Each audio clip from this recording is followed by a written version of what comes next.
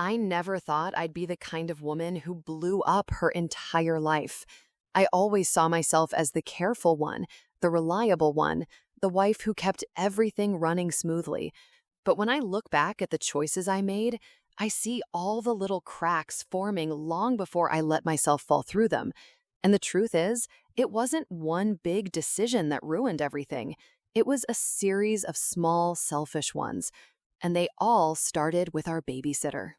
Her name was Emily, 17, responsible, polite, and the kind of teenager every parent hopes to find when they're desperate for help.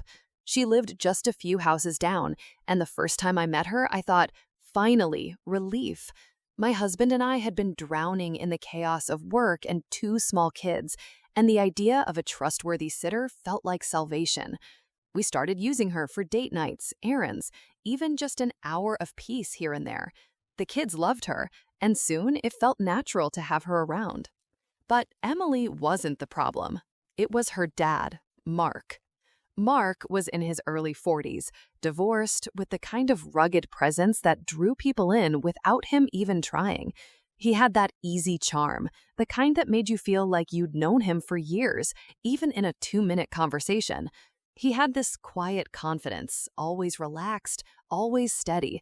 And then there were his eyes, sharp, kind, lingering too long sometimes. The first time I noticed it was on the porch. He came to pick Emily up, and instead of just waiting in the car, he stepped up and leaned against the railing. He asked me how I was managing with the kids, how my week was going. It was nothing special, but the way he looked at me, like he actually cared to hear the answer, made me feel seen. I brushed it off.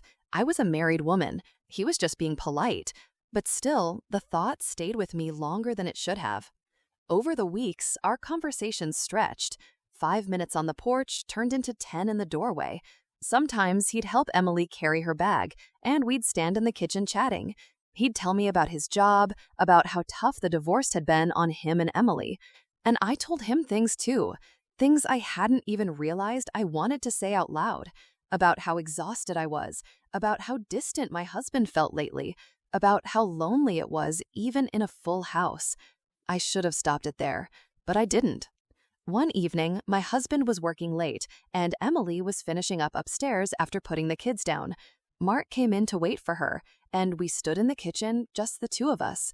The house was too quiet, the kind of quiet that makes you aware of your own heartbeat. I turned to put a glass in the sink, and when I looked back, he was closer than before. He didn't ask, he just leaned in, and I let him kiss me.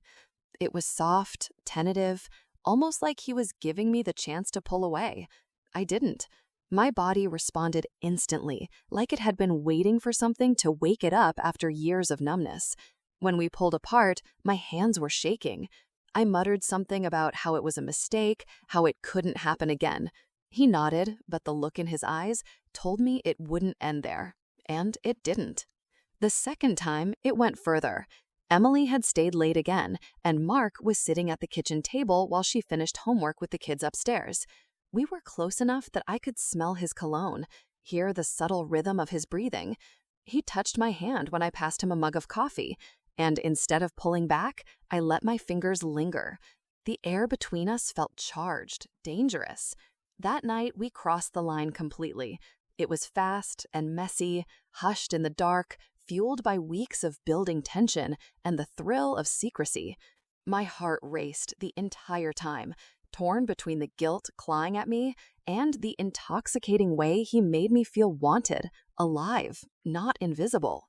When it was over, I sat in the bathroom afterward, staring at myself in the mirror.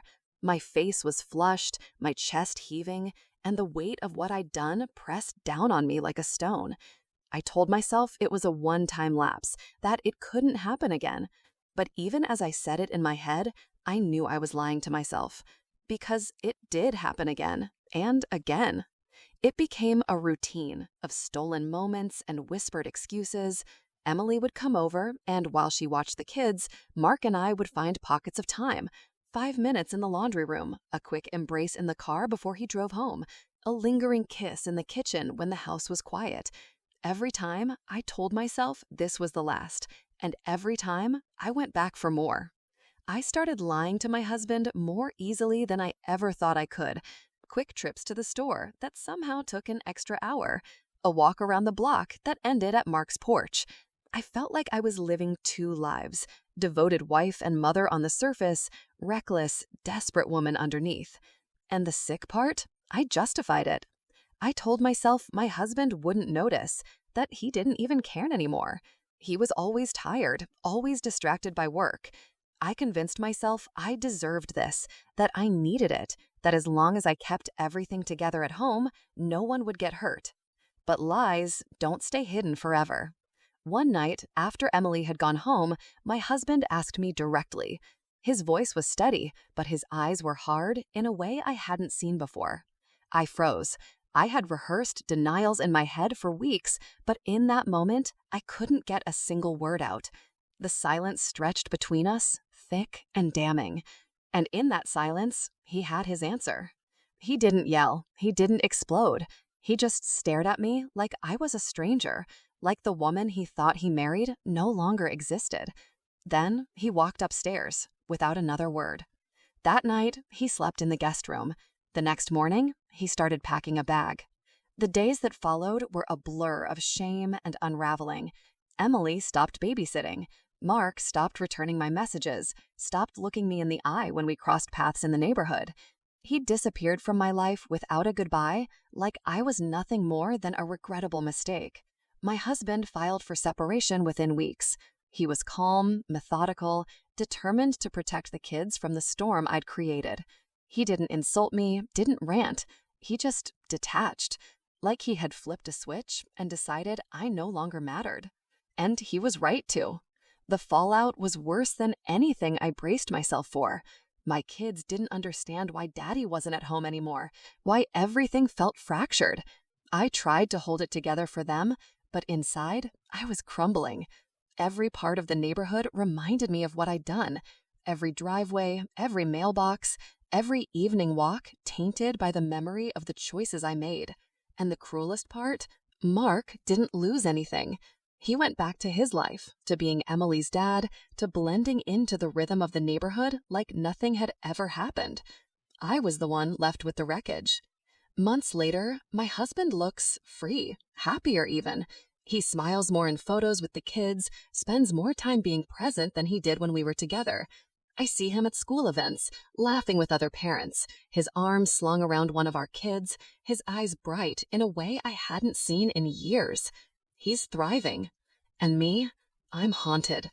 Haunted by the sound of the front door closing the night he left.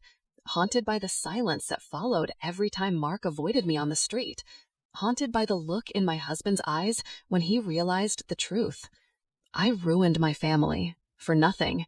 For a man who was never mine. For fleeting moments that weren't worth the devastation they left behind. I can't even be angry at anyone else. Not Mark, not my husband. Just me. Because I did this. And I'll carry it with me for the rest of my life.